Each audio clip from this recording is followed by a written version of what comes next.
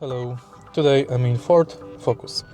In this video I'll show you how to set destination in navigation. At the beginning, take a look at the screen display and now go to navigation. Go to destination and now you can search previous destinations, home, work, favorites. Also you can select POIs. Select search and now select town,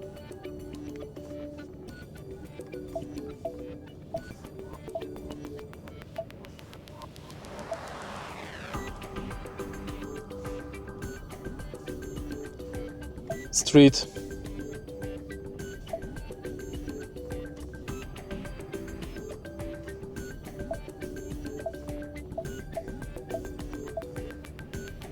and search.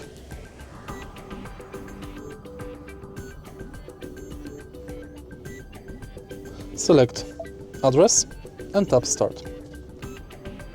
To stop navigation route, please proceed to the highlighted route and then the route go to guidance will menu start. and select cancel route. Confirm and it's done.